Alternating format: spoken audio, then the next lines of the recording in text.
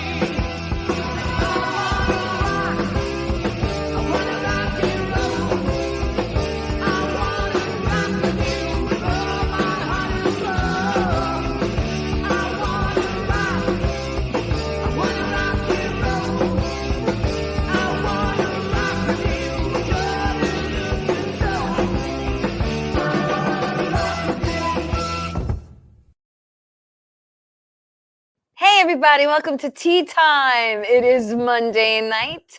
Thank you everyone for joining me. It's my Thanksgiving show because it's Thanksgiving this week. I'm going to talk about my weekend real quick and get to my guest. Pretty much spent the weekend with the familia. You know what I mean? Friday night, I was with my daughter out in Bayshore. Saturday, I was at my brother's in Massapequa. Sunday, where was I Sunday? Sunday, I was with my parents at my sister's in Dix Hill. So that was basically my weekend, just getting ready for the big day with the family. And I'm very, very excited. And yeah, I'm exhausted. So let me get to my guest because this goes fast. He's an actor. He's a writer. He's a producer. We've actually worked together. We met on set. We're going to talk about that too. Roberto Ragone. I want to say it right. I pronounce the A. Ragone is here. How are you? Good to see you again. How are Thanks you? for having me. So our good friend George Papadamatis said, listen, you're going to be on the set of Succession. My friend Roberto is going to be on the set of Succession.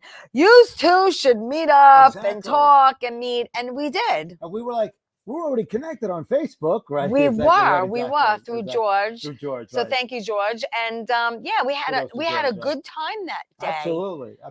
It was fun. Succession was very successful. Yeah. And ended. Right. It's gone. It's over. At the beginning as to like the father. We worked on the scene. Right. We worked on a set where we were all told to vow to keep secret the fact that the father would die, right? So everybody had to keep it hush until it showed up. Hush. And we were in the church where the entire cast was there, and it was everyone was so nice, and it was a good shoot that day. It was a really good shoot. But I want everyone to get to know you. Yeah. You kind of like was all over the place when you were younger, right? You were like born in Manhattan, but then you were raised in the Bronx, but then like you went to Italy. So tell me all about that and where you ended up landing. Yeah. I was born in a hospital. Oh, I hope so. Right. But you never know. Right, exactly, right. That's like a joke that George would say, like he'd preempt me and crack a joke like that.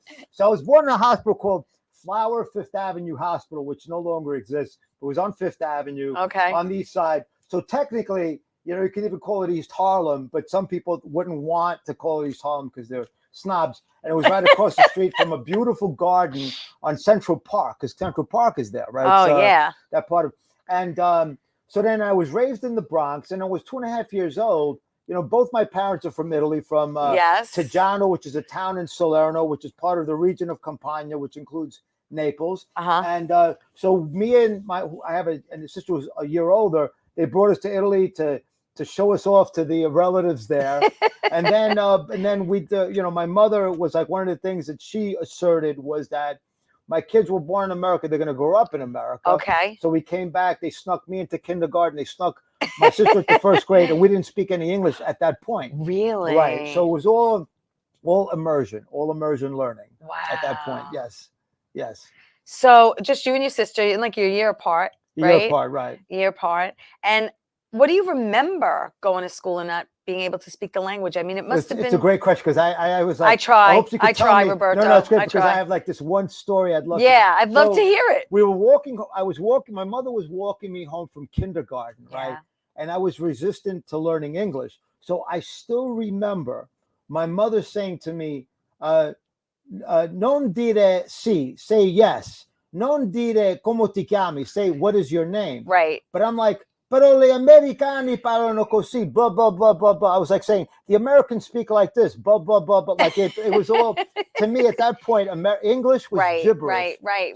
And you like, didn't want to learn it. You were being a rebel. Or being a rebel. Yeah. Exactly. What a rebel without a cause. Exactly.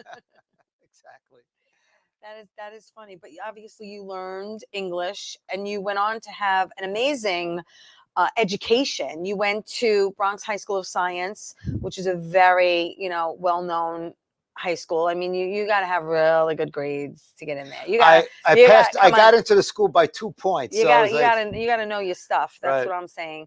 And then you studied at Columbia University. I went to I was a history major there. Hello. So growing up, you didn't say, "Hey, I want to act." You really wanted to do something with history? Yeah, what's interesting is that my parents, because there were at that point there were still a lot of Italian Americans who, like, there was some who still didn't want their kids to go to college, like, continue the family business, and then there were those who wanted their kids to go to college, but it's like major in something practical like accounting or finance, right? Right. So it was a big deal that my parents were letting me major in what's called the liberal arts, right? Correct. The humanities. Yes. So I majored in history. I took, there were these required courses, art humanities, literature humanities. So that was all great stuff that I ended up learning that I actually, and as I might have mentioned to you, that it became useful when I would write scripts, where it's like these Italian American educated college graduates who don't want to become elitist, but want to still talk to each other like they're at the front stoop, but they still want to use what they learned in college, to get their point across, right? Yeah. So which will which will be a good segue to some of the films. But there were a lot of I know my neighbors, they came from Italy. Her husband was a bricklayer. Yeah. My entire family, most of them were in Local 3, the electrical union. Yeah. My brother's an electrician, My mother was a seamstress, right? Yeah. And my father, it's interesting was when my mother came to from Italy first, like in 52 with her brother, and then went back to Italy, married my father in 57. They both came to America. So my father started off working in a butcher shop in Williamsburg, Brooklyn, and there were a lot of Cuban immigrants, and so he learned some Spanish from them. Yeah, well, you're fluent in Spanish and Italian? Yeah, but only because I learned it. They weren't offering Italian in high school when I was there. Right. So Spanish was it's very close. It's very close. Very, very especially close. The present tense. Absolutely. Yeah, absolutely. So that came easy for you. Exactly. Which is good. You're like, it's better than English. I was less resistant. Yeah, exactly. So yes, you studied public policy. You went to John F. Kennedy School of Government. You also studied government at Harvard University. Yeah, so that's the Kennedy School. Which is part of the was part of Harvard. Yeah, it's part of the Harvard School. So that's the graduate school. Like, how there's the business school and the law school. Yeah. So the Kennedy School is the law school. Is the school for people who go into government policy. Some of those people end up going into business as well. But right. But I So what did you want to do when you got your degree after school? Well, I should say after all your schooling, because you have quite a plethora here. Let me tell you something. My entire life has been like, it's so great that the film Forrest Gump came out, because I use Forrest Gump as you'll notice that the two metaphors that I use about my personality is Columbo, and my life has been Forrest Gump, because a lot of things happen by accident. Yes. There was a friend of mine who said, "Isn't it time you go to graduate school?" And he told me about the Kennedy School, right? And then I majored in it, and then when I graduated, I didn't really know what to do, so I taught, and then because I wanted to make a difference in school, but not long term, but just so I taught for a year and a half, and then at that job, somebody was like, "Well, why don't you go to the Department of Personnel and apply for a job in the city, in government. Yeah. And I never would have thought of that. Wow. So then I applied for a job. I didn't even know what I was applying for. You know what I mean? Yeah. So then and it was good because the guy who interviewed me, the gentleman who interviewed me, actually went to Bronx Science too, and I went to Science. Well, you know, you have Bronx Science and you have Columbia University and Harvard University and, you know, Kennedy School of Government on a resume. Right. It's not too shabby. Yeah. You know what I'm saying? Well, you know, there's a thing. It's not what you major in; it's what you end up falling into.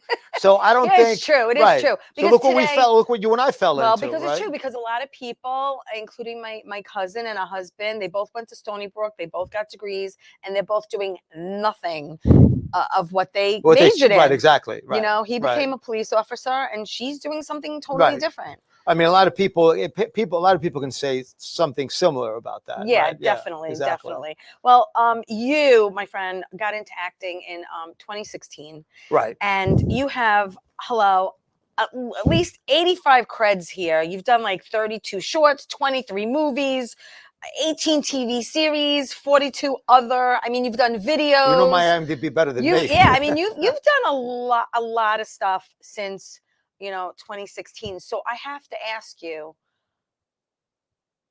how did this all start in 2016? Right, for you? and you know, so the prelude, right? The origin story is that while I was working in government, you know, like when I was growing up, one of the things that would make me inefficient was like I would always daydream about either like being on stage, but either as kind of an MC type person or I could imagine dialogue. Okay. Right.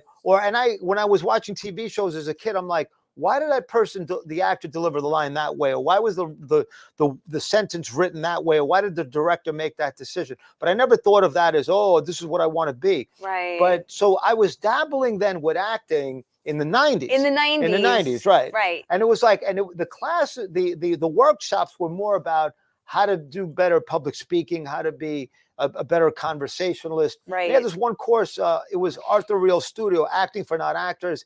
And then we had little galas and we performed little scenes. And then, so here I was on stage performing a scene from a film or performing a monologue.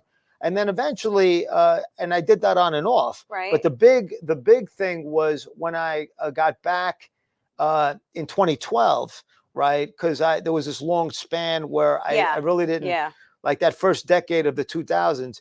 And then in 2012, I did a scene from the John Patrick Shanley thing where I'm there's a guy who was in love.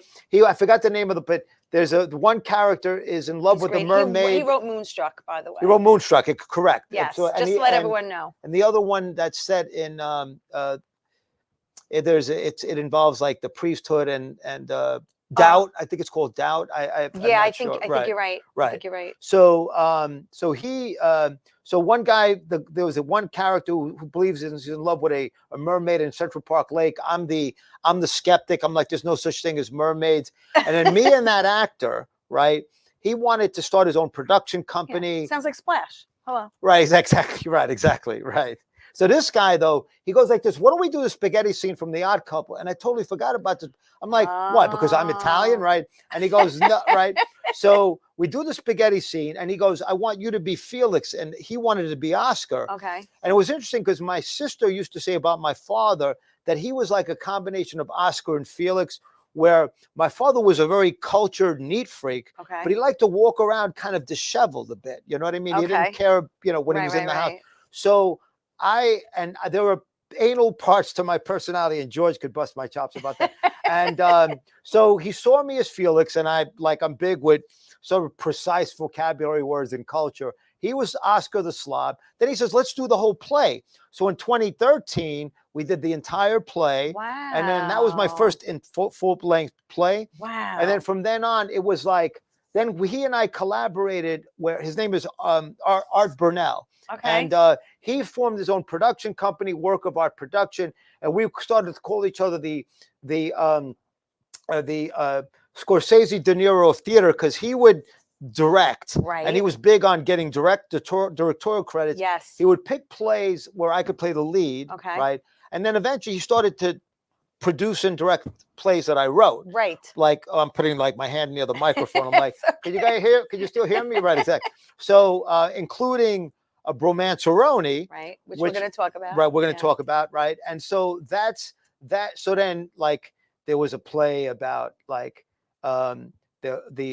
like I played a photojournalist who was interviewing the guy who murdered Emmett Till with the civil rights case in the 1950s, and then it all led up to 2016, 2017, which is when I started to do film. Right. So in theater, the focus became my scripts. Right. And then film, it was like, all right, I'll do some background acting, learn the infrastructure of, you don't really, like, the people were like, I don't know if the people would say the same thing to you. Oh, if you do background acting, you'll pigeonhole yourself. But it's like, my understanding is that everyone has their own take on background work. Right. Exactly. I know people who've made a living at it. I know other people that do it when they're not working and they want to check. Exactly. I mean, I know people that's all they do. I know people who won't do background at all. Right. I know for me personally, we wouldn't have met if I didn't work on Succession. Exactly. And my whole thing is that there's a lot of networking that can go on when you are on a set with other actors. Right. And I was not going to say no to a 2 or 3 day paycheck. And I didn't have anything else going on. So why not? You get paid to wait, right? Because sometimes you're in the waiting. You get paid to wait. You get paid to eat. You get paid to eat. You get paid to socialize. You could practice your scripts. You could write scripts. Write a script. You could edit your scripts. Yeah. Exactly. I mean, you meet people. It has its pros and cons. You get your 3 waivers, and then you enter the union, and then you can become SAG. Exactly. So, yeah. Exactly. Absolutely. Yeah. So, I mean, like I said, everyone has their own take on extra work. Right. But I will say that I'm glad that we did it together, and you and I got to meet. Absolutely. Or we wouldn't be sitting here here today. We are. Exactly. This is what I'm talking about. And George gave us the heads up that we would be George Papadamatos.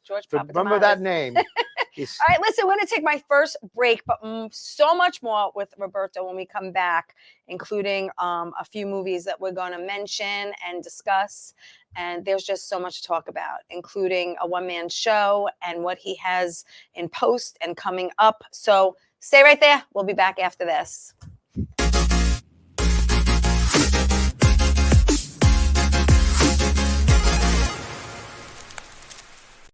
Wonder Woman was everything to little girls, especially that look like me.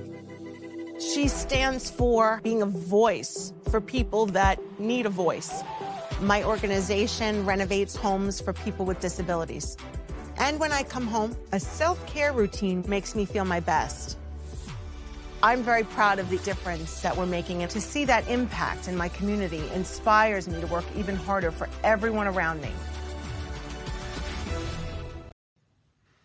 Well, hi there, Theresa. It's John York from General Hospital. I am just checking in because apparently you have a great talk show called Ttime on Strong Island TV. I want you to have continued great success and have a lot of fun. It sounds like you're having a lot of fun, and that's pretty much the key to everything, isn't it? So continued success. I'm proud of you. Have a great day, Theresa. Bye. Hey, everybody. Welcome back to Tea Time. Happy Thanksgiving to everybody. This is my Thanksgiving show, and I'm thankful that Roberto Ragone is here with me. And I want to thank everyone for watching the show. Please like it. Please share it. Tea Time is live every Monday night at 8 o'clock on YouTube and Facebook. Then it goes to Roku TV, Amazon Fire TV, Twitch TV, everywhere podcasts can be heard, and seen every Saturday morning at 10 a.m. on Channel 20 for people who live on Long Island and get Optimum TV. Want to give some shout outs to Bruno and Michael Norton watching from Florida, and Anne, and everybody else who's watching. I'm sorry if I didn't catch you on the screen. I really appreciate it. And I do want to tell everyone to have a wonderful Thanksgiving. Just be with family, be with friends. That's what, this life is all about. And it goes so fast. And you just have to be so grateful for everything you have, including, his mom is going to be turning 90. Correct. God bless. Conchetta Ragone. Yes. Conchetta. Yes. I love it. Do they call her Connie or no? They call her, no, they call her Because my cousin's a Connie. Tina. They call her Tina, yeah. Okay. But I love those old Italian names. Yes. I have a cousin, Ignazio. Oh, that's a great name. Oh, isn't That's a it? great name. Yeah. So God bless your mom. And Thank you. Turning 90, that is a huge shout out to my mother. Here we milestone. Yeah, my dad's going to be 89, but God there bless. We have our you have your mom, I have my mom, and so let's get back to you. The T stands for Thanksgiving and Theresa. Thanks. Theresa, yeah. thanks. Exactly. But Thanksgiving. But yes. like I said, you've done so many things since 2016 officially. Yeah. Your first thing was a short, and in this business, a lot of us start off by doing short films or indies, whether it's a student film. A lot of it is not paid. Right. And what you do is they feed you and they'll give you your footage. And then, sometimes you get cred depending on, if it's micro budget or whatever it is. But your first thing was called Thanks for Nothing, which was a short back in 2016. Right. Trust me, it's all here. Oh my God. And then you did some videos. Right. But you are in a couple of things. Yes, we met on Succession, but I'm going to jump around a little bit. Yeah. You've done, again, like I said, TV series, and you've done videos, and you've played a plethora of different characters. You've played a lieutenant, you've played a cop, you've played a businessman, right. You've played a priest, you've played many different roles. Comedies, drama, now you're writing, and you're producing, you're acting. I mean, you're in that wheelhouse. Did you ever think that you would put your toe in the water with these other facets of the acting world? The writing part or just all of it. Yeah. I mean, when you start out as an actor, right. and then you're doing writing, and then right. you're doing producing, right. and then and then you're doing a lot of dramas, and then all of a sudden you're doing a comedy, and then again live theater, right. And then there's film, which are two different animals, right. Also. I'll tell you this: the two surprises are there's the one specific surprise is that I never thought that I would be doing primarily comedy. Like and just to be clear with your fans and your viewers, I've done things that are like monologues, like rants, right? Yes, right. And I've done things that situation type comedies. The film short or whatever is a comedy. Yeah. And I've written some of those scripts. And then some people say to me, "Oh, you should do stand-up comedy." And that's I say, a whole other animal. That's a whole other animal.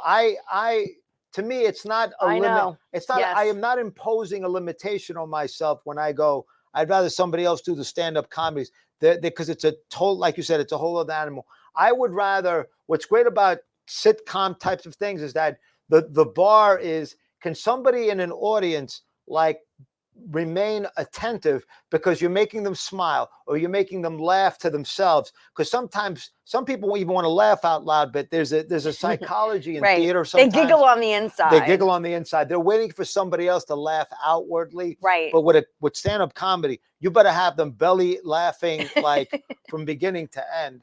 So that was the surprise, though, that that was a big genre. And so I do primarily comedies, and then when we go into what's called my magnum opus, most important project, right. That's my big drama about Congressman Mark Antonio, right?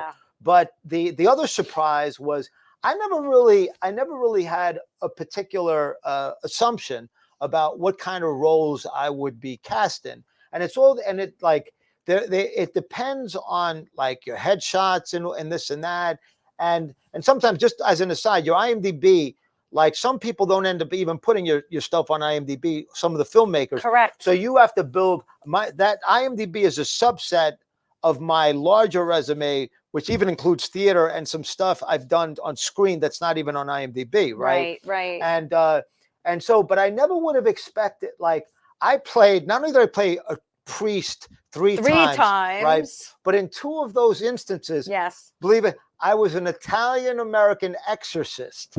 Could you believe by coincidence on two separate projects? Wow. I was a CEO like 5 times.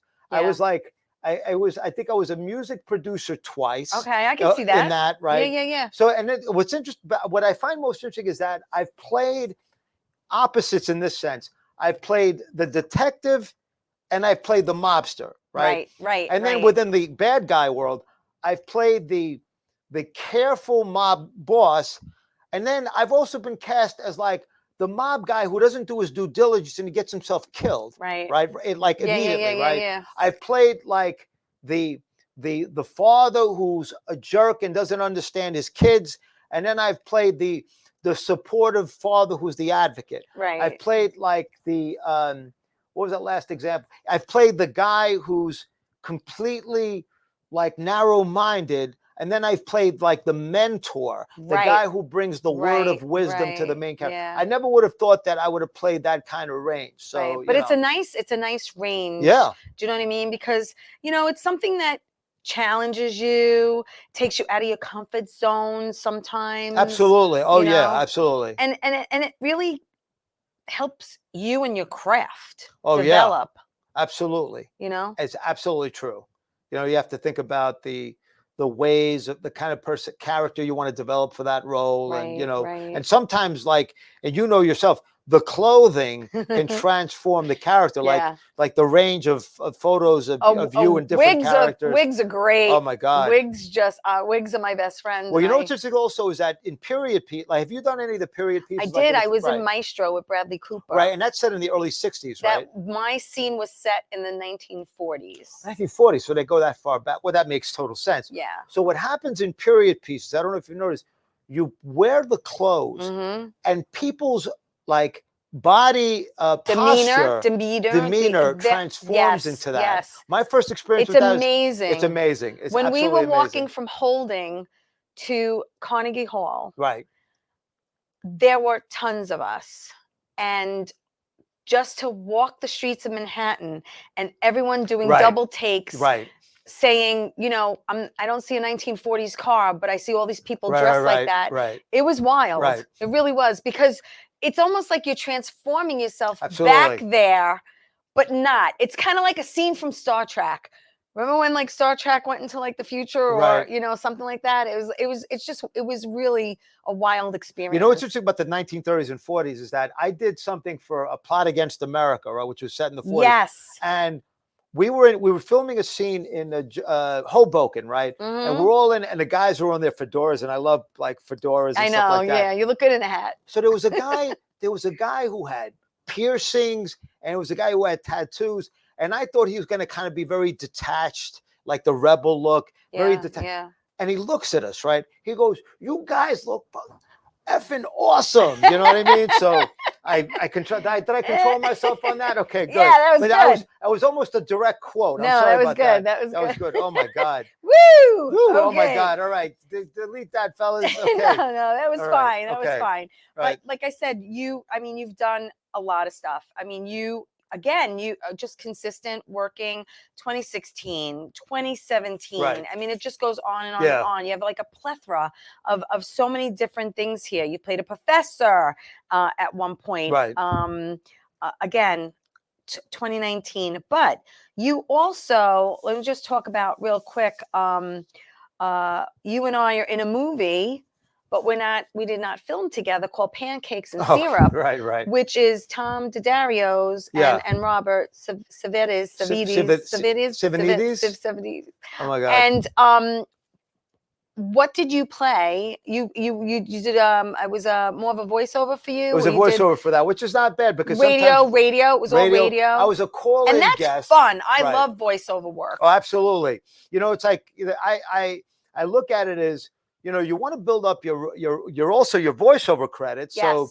So I thought that was great. And I always and they were great in the sense that they let me do at least one take, maybe more, where I improvise beyond the written word. Great. Absolutely. Yeah. Absolutely. Yeah. So that was a lot of fun. Sometimes that's when you get your best material. Absolutely. And then we mentioned George Papadamatis. Absolutely. And you were in Jimmy and Jenny's. Right. And that's he filmed the pilot that's based on his parents. Right. So I was and you play Gus. I play Uncle Gus. Right. And because I was in the pilot, there's a flashback scene in the 1980s. Right. So I play a young Uncle Gus, right? Or whatever, the young, because obviously Uncle Gus in 2020 may or may not have passed. I'm assuming he might have passed away in Uncle Gus, right? Know. I don't know. But so it's like Uncle Gus, and I'm across the table is Johnny Olive is the name of the actor. And he's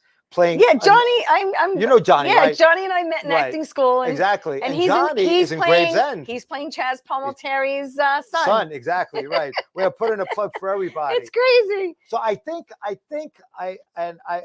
going to regret this but George in the show, beyond the pilot. Right. Because it's on IMDb, so I'm assuming I could say it now. Yeah. I'm going to play a character called Forever Freddy. Okay. Because when I go to the diner, right, it takes me forever to decide what I want to order. Yes. Like we didn't take too long. That's funny. That's funny. But yeah, so it's like, that's great. So that's going to become like. Which we have to segue now, since we're talking about George. Yeah, absolutely. Let's talk about Bromanceroni. Right. And we have, there it is, Bromanceroni. Yes. So now you wrote this. Yes.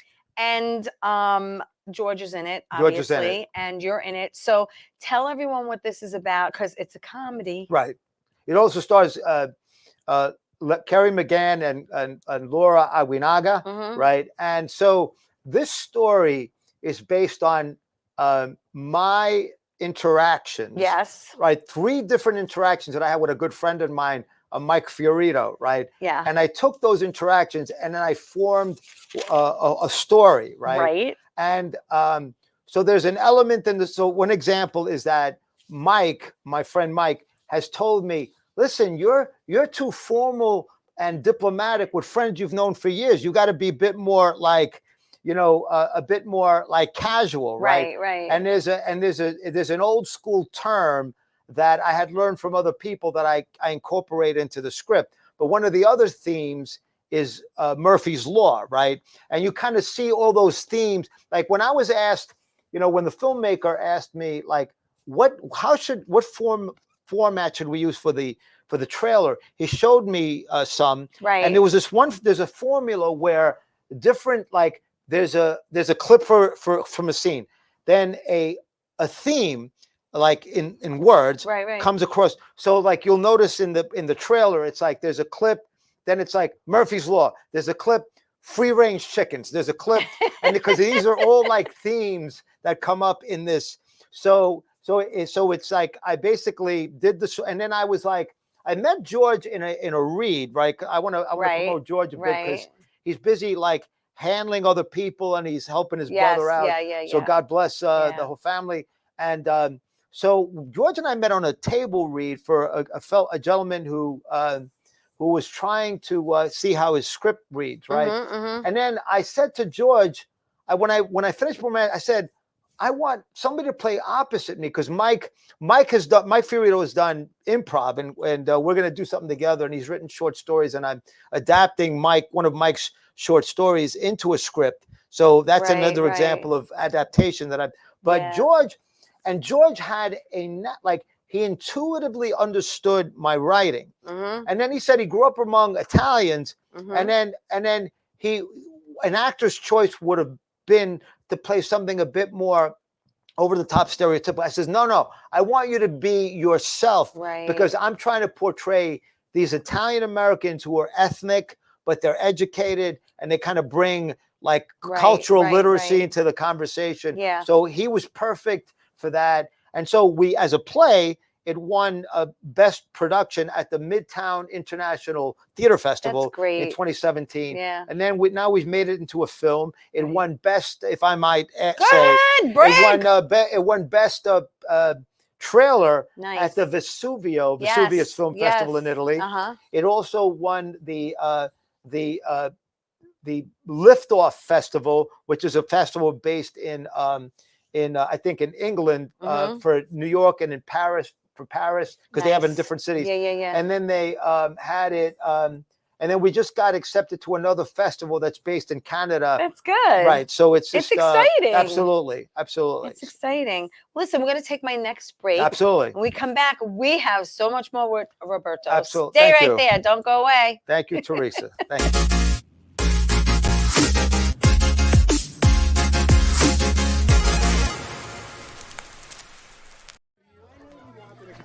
All right. Is everybody having a good time tonight or what? That's what I thought.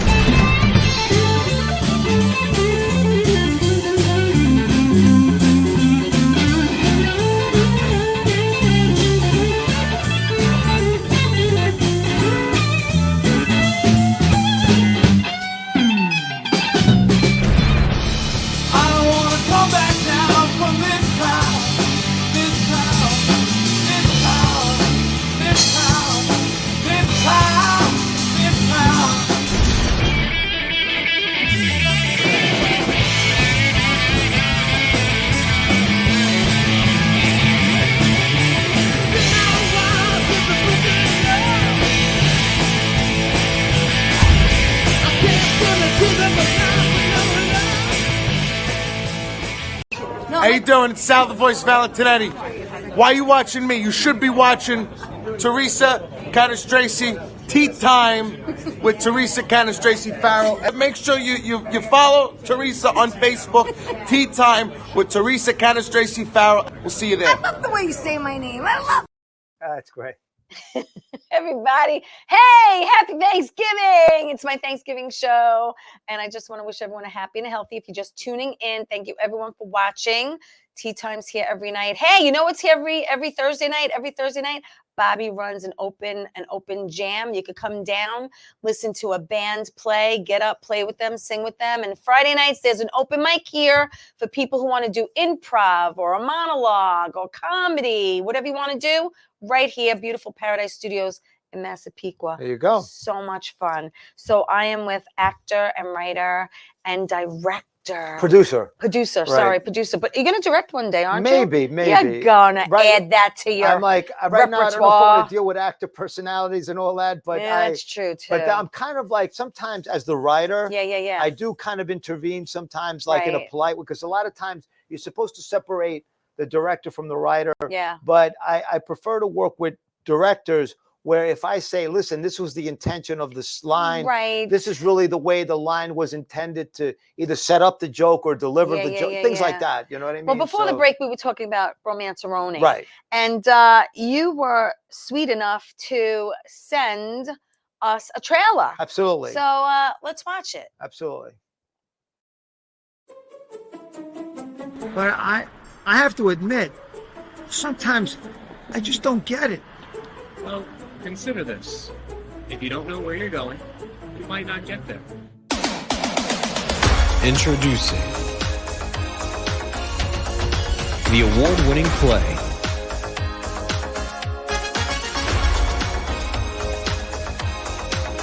Now I got enough to buy a whole ice cream cake. finally becomes a movie. I know your wife has a problem with our so-called bromance. My wife doesn't want you around.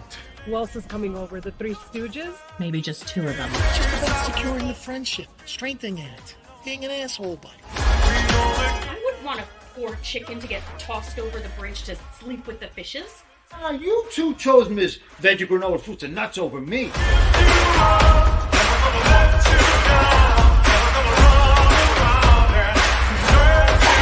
Okay, just work on your jokes, or next time I'm gonna call security. Oh, that Matt, he's a funny guy. I could tell the same joke, and people look at me like he's so uncouth. But my mom sometimes calls me Murphy Brown. That's her favorite TV character growing up. Jessica. Uh-huh. Hey, your mother made a good call. Oh, I guess that's something we can agree on. Oh, I think you got the short version because I don't know, but it looks hysterical. I like when she says the Three Stooges. The Three Stooges coming over. The last line is, so funny. I go, see, your mother nailed it when she named you after a television character who gives everybody a hard time. And then I think I might have sent you like a cut off. But how much fun was that? Oh, that was a lot of fun. By the way, Matthew Silva. Yes. Right. who directed and produced the film, he has the priest cameo appearance. Oh, right? Is that him? He asked me, can I have a cameo in the film? That's cool. So I needed to like integrate something. Right. Like I didn't want, I wanted to find something that could make it organic. Right. And he comes at the end of the film, and I think it's a great moment at the end of the film. So how long did it take you to film that?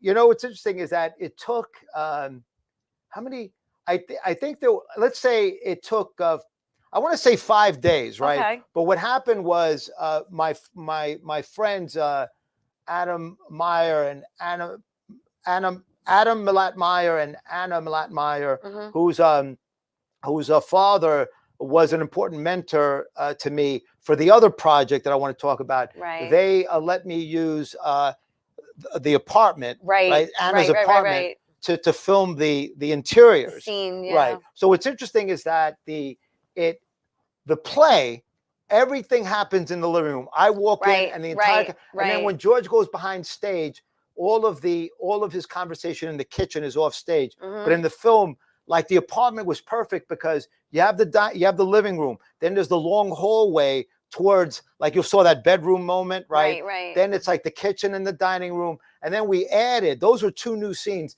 where George is playing handball with the young kid. Right. And then I walk up to him after I come out of the supermarket where I had the chicken right already with me. Right. And I bought the rice-a-roni in that store. And that's what the whole argument is about. That's so funny. So it's like 5 days, I want to say. But So I want to funny. say something is that what's great about theater actors, and George does theater, is that, and some of the other actors, I think all of them have done some theater, right?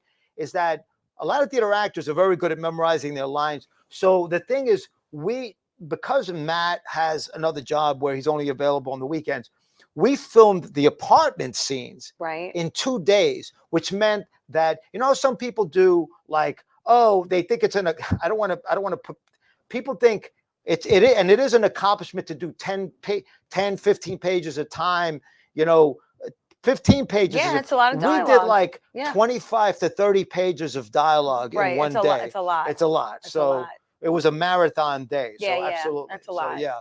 But you wrote that. Yeah, I wrote that. And right. how did that come about? Well, was it based on? Yeah, like I said, it was based on my interactions with my friend Mike. Okay. Right. Exactly. Okay. So basically, the chick, like, just to clarify, so like there's the Murphy's Law thing. Right. There's the thing about you got to loosen up. Right. You saw that in the trailer. Yeah. And then the term that he used, which I won't repeat, it was actually an old school term, that a lot of old school New Yorkers don't even know. But I went to an interview, and I won't repeat the term. I'll just kind of. It was like So I went to an interview back in when I was interviewing for the city council after graduate school, right? And I'm sitting in this guy's large office, and he's got a picture. He's got and the interview was great because he talked more about himself than about me. They asked me questions, and I prefer those interviews. I would prefer the focus be on that person. Oh my God, that's funny. So then he goes, "There's a picture of me with Jimmy Carter. There's a picture of me with Ed Koch." And then at some point I said something like, "Oh, you know this person? Yeah, it'd be great to get to know that person because of blood." And he goes, "Oh no, you got to be a blank buddy." Right. So I'm like, "What's that?" Right. So that's how I first learned that term. That's right. Funny. And I incorporated it into the film. Yeah. Right. Exactly. Oh my God, that's hysterical. Exactly. So, but you wrote Romanceroni, and you've written a few things. Yeah. Hello, 50 ways to rant. 50, right. Rant your brothers? Is that it? 50 ways to rant your bothers. Yeah. Oh, which was, okay. You know what the title is based on, right? 50 ways to leave your lover. Yes, right, exactly, that was based on. And then you did the Find Covenant. That's what we're going to talk about. Right. And then you did is it Decode Difference or Decade? I can't. Decade Difference. Decade Difference. Sorry, I can't even read my own handwriting. Right. Hello. 5 consecutive zeros. Right. And you did the Ted Bundy had a son. Is right. that? And then there was another one called the Fan Tapes. Right. Exactly. There was two of them. Right. So it's in that film that this guy had this idea. His name. I can't immediately recall his name because it was a while back. Yeah. he had this idea of called Ted Bundy had a son, and it was more metaphorical. Right. But the idea is that people would create scenes, right, that he could make part of a montage. Right. So I wrote and filmed something where I play a detective. Okay. Because the idea was that, so I invented this idea that I was going after the son of Sam. Okay. Right. But then, or my father went after the son of Sam, and then I became a detective and I went after this guy. Got it. And then in a separate thing, I play like the guy who's the head of Necrophiliacs Anonymous. Got it. And so I incorporated that mockumentary. Right. I was able to incorporate that into that story. Wow, so, that's wild. Yeah. And you produced a short where Eva Larks, and you also executive produced Dominic Bain, and you also, on top of writing the 5 consecutive zeros, you also produced it as well. Yeah. So what's interesting, I think I think we have a poster or something.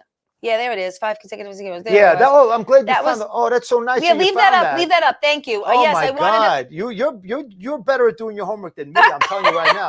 Because leave that up. Thank you. But so that was. Go ahead, talk about it. That was a play. Yes. Right, and I'm glad because there's certain, like you have a list of accomplishments, and I appreciate that.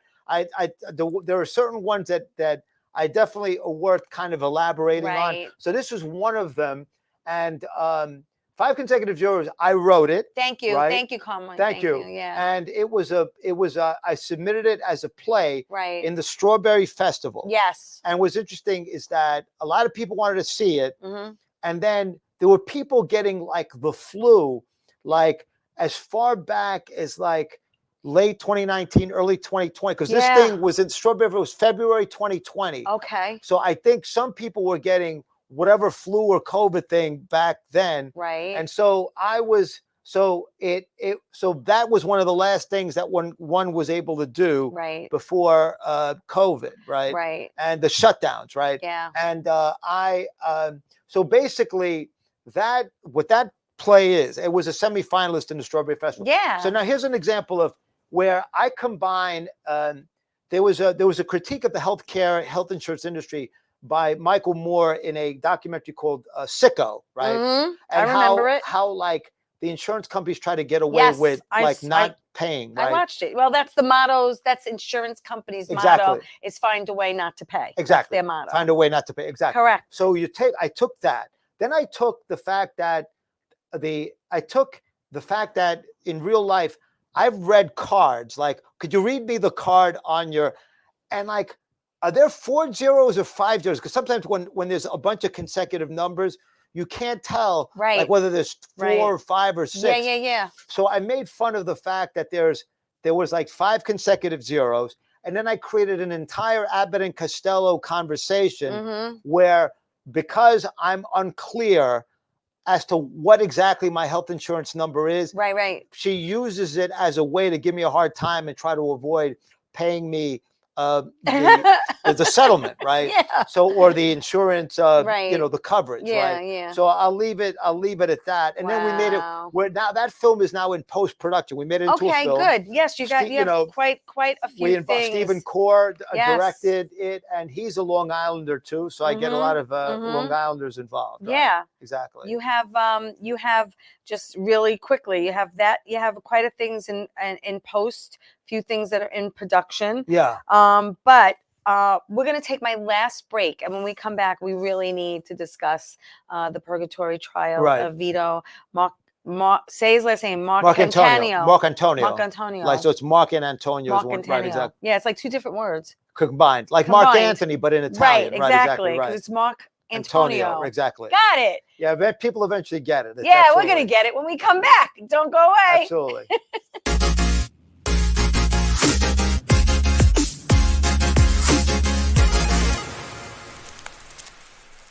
Wonder Woman was everything to little girls, especially that look like me. She stands for being a voice for people that need a voice. My organization renovates homes for people with disabilities. And when I come home, a self-care routine makes me feel my best. I'm very proud of the difference that we're making, and to see that impact in my community inspires me to work even harder for everyone around me. Doc, who's the best comedian you know? Theresa Farrow. And who's the best actress you know? Theresa Farrow. And who's the best cast member in Bad Boys?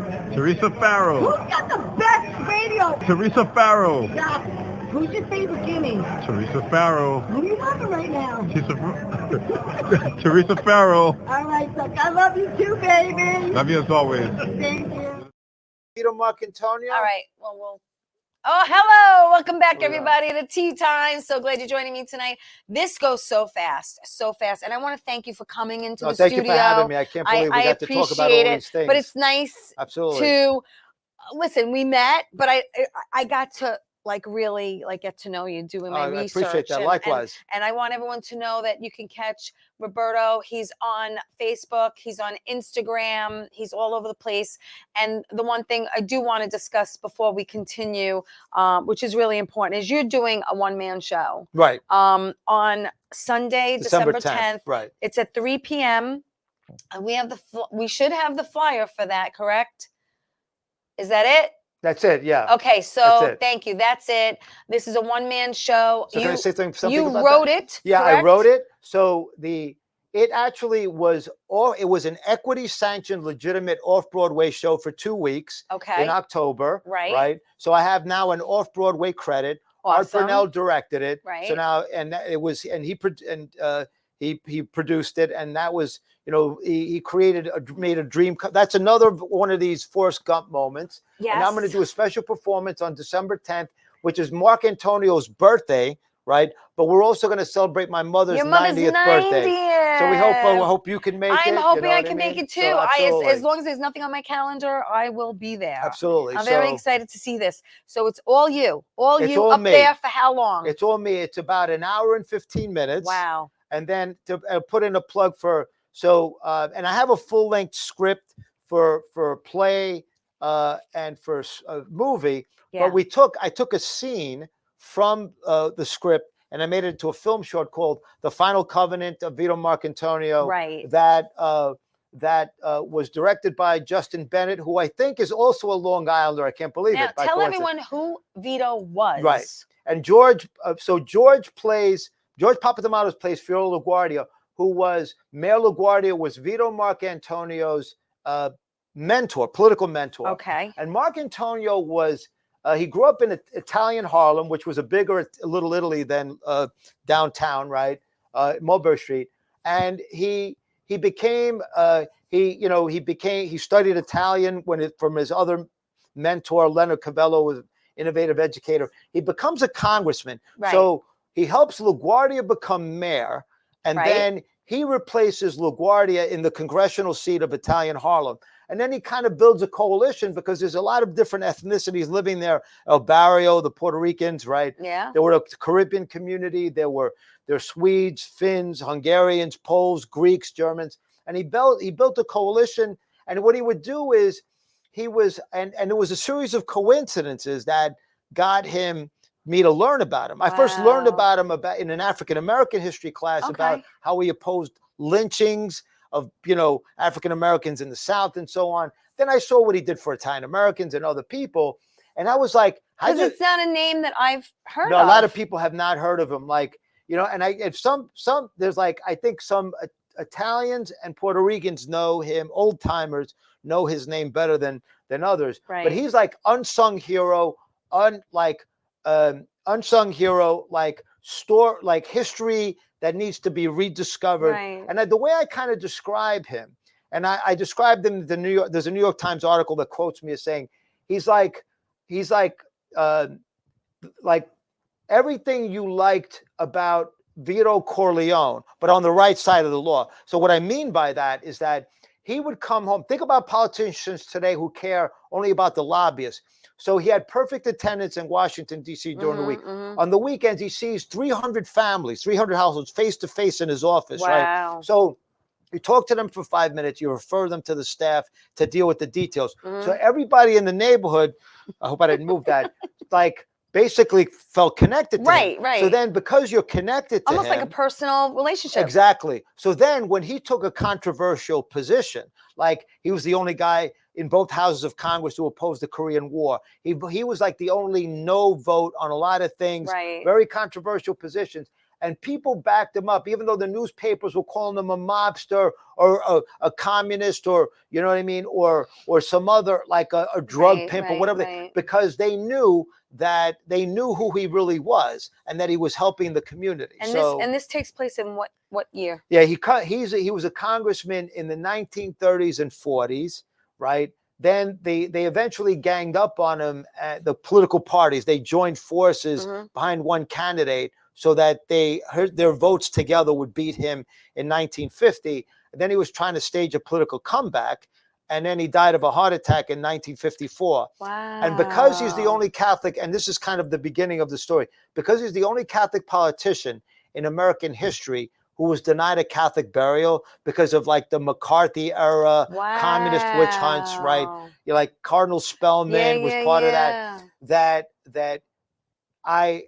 When my professor, the late Professor Gerald Meyer, who wrote the book Vito Marcantonio, Radical Politician, 1902 to 1954, we had this organization, the Vito Marcantonio Forum. He goes, why don't you talk, instead of dramatizing his speeches, why don't you pretend that you're back and addressing a modern audience? And that was, so I always knew I wanted to do a full-length film, but he's the one who gave me the idea of a one-man show. Well, I'm so excited for you. I really am. And we're out of time. Okay. So, but I want everyone to go see it this Sunday. It's December 10th. If you're available, go see it. I'll put it on my page. You can, there it is. Thank you. And you could, go to Roberto's page. But thank you again for coming in. This was fun. You got to come back. Absolutely. Thank you. Back. This goes so fast. Listen, everyone, please tell everyone you love them. Have a wonderful, happy, and a healthy Thanksgiving. And I'll see everyone next week. Ciao, everybody.